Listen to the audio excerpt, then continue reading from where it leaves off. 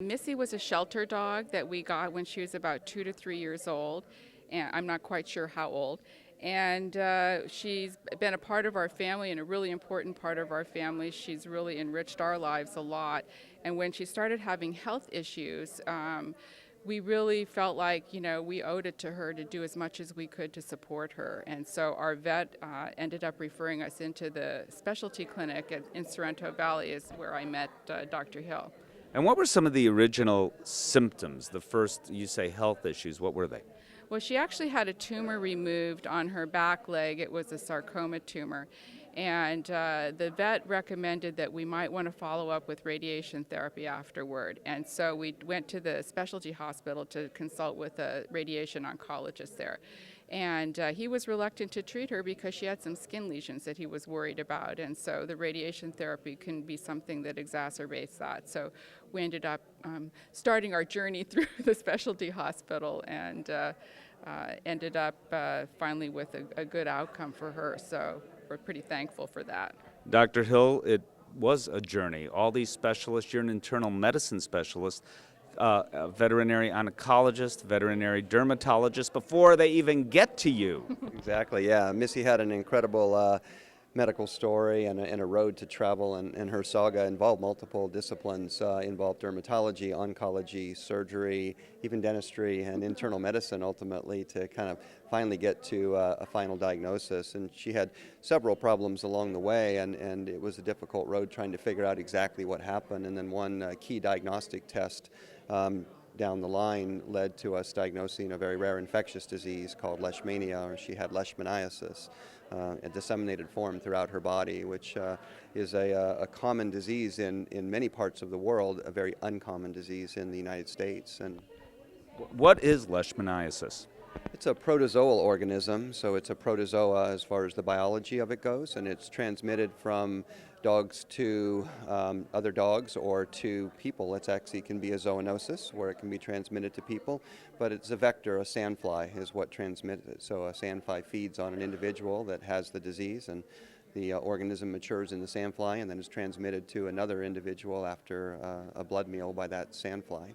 I mean, this was a very rare kind of leishmaniasis. Leishmaniasis. Easy for you to say.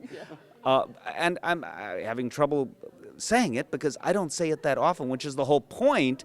Nobody here does. This particular kind you would not even think about in the United States. Yeah, there's some areas you think about it a little bit more, but not in this geographic area. And her form was the type that's most commonly seen over in the Mediterranean, in Italy and so forth, and it's called disseminated leishmaniasis, where it affects their internal organs, and in her case, her bone marrow, suppressing all of the production of her cells. And she came in pretty sick with a fever, and this infection was ultimately diagnosed and fortunately successfully treated.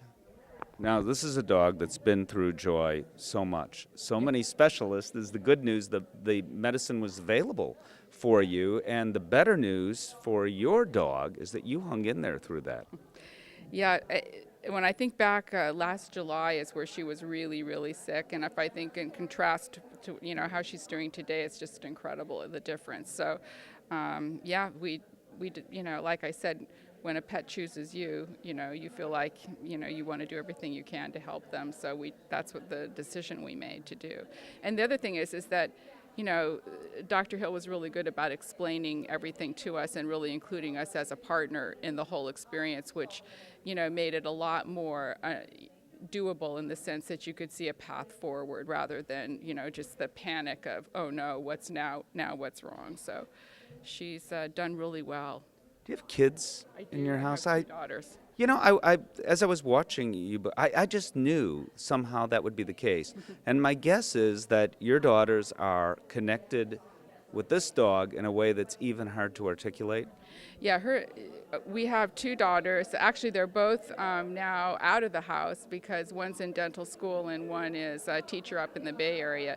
But they're both really, involved with her, and really, when she was going through a lot of this, our younger daughter was still at home. So it was really impressive that, how she sucked us all in. I think that's what dogs do, right? So. Yeah, but they don't suck everyone in the same way. What is it about this dog? I don't know if you've ever had a dog look at you, just look and focus on you and concentrate on you.